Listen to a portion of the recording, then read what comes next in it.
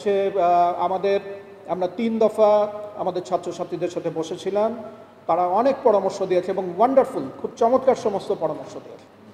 এই সমস্ত পরামর্শগুলোর একটা নথিভুক্ত করা হয়েছে, একটা সমন্বয় করা হয়েছে এবং রাকসুর নীতিমালা সংস্কার কমিটি কাজ করছে।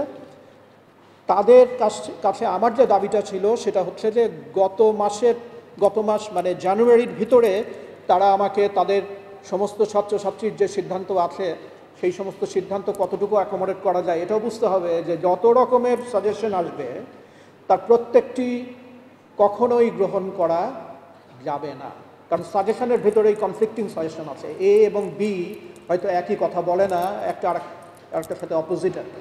তো কাজেই এই কমিটি সব কিছু নিয়ে একটা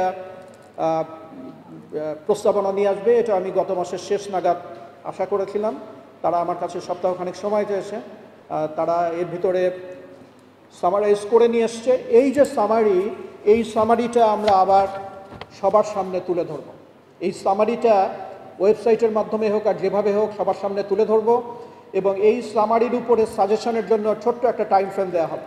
এই সামারির উপরে মোট কথা এখন যেটা সংস্কার করার পরে ছাত্রছাত্রীদের সামনে উপস্থাপিত হবে সেই ব্যাপারে যদি কোনো কিছু বলার থাকে লিখিত, আর আমরা এইভাবে বসবো না।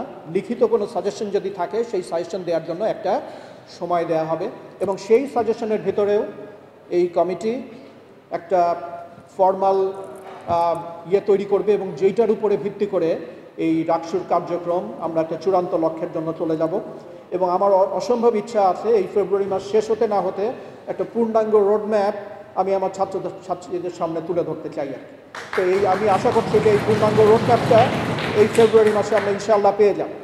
এরপরে দাঁড়াবে নির্বাচনের প্রশ্ন এবং আচরণবিধির প্রশ্ন এবং ইত্যাদি ইত্যাদি। ওই রোডম্যাপ এবং আমাদের যে কনস্টিটিউশন যেটা আমরা অ্যাডপ্ট করব তার ভিত্তিতেই এই সমস্ত ব্যাপারে সমস্ত ইনফরমেশন সবাই পেয়ে যাবে ইনশাআল্লাহ।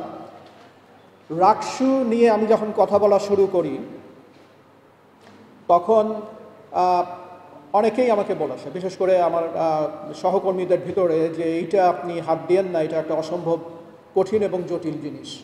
আমার মনে হয় এটা সদিচ্ছা এবং গণতন্ত্রের প্রতি যে কমিটমেন্ট, এই দুটো জিনিস যদি থাকে আমার মনে হয় না এটা এতখানি কঠিন জিনিস।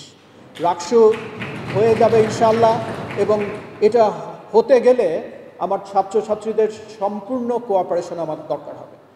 রাকসুর কথা যখনই আসে তখনই this is very much normal, এর ভিতরে অ্যাবনর্মাল কোনো কিছু নাই।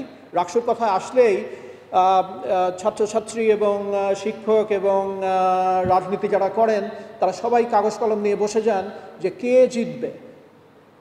আমার তরফ থেকে I don't give it a damn, কে জিতবে এটা আমার দেখার বিষয় নয়।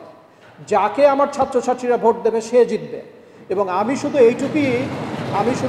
এই ক্ষেত্রটুকুই তৈরি করে দিতে চাই যেন এই বিশ্ববিদ্যালয়ের ছাত্রছাত্রীরা নির্ভয়ে with all fairness level playing ফিল্ডে তারা তাদের গণতান্ত্রিক যে রাইট সেটা চর্চা করতে পারে। এর বাইরে আর কোনো কিছুই আমার দেখার নেই। তোমরা যদি গুড লিডার ইলেক্ট করো তোমাদের কৃতিত্ব, তোমাদের লিডার যদি তোমরা ইলেক্ট করার পরে দেখা যায় যে না খুব সুবিধার না, তার দায়িত্ব তোমার। আমার এ ব্যাপারে কিচ্ছু দেখার নেই। আমি শুধু এই পরিবেশটুকু এবং এই সুযোগটুকু সৃষ্টি করে দিতে চাই এবং তারপরে রাকসু তার নিজের গতিতে রান করবে আর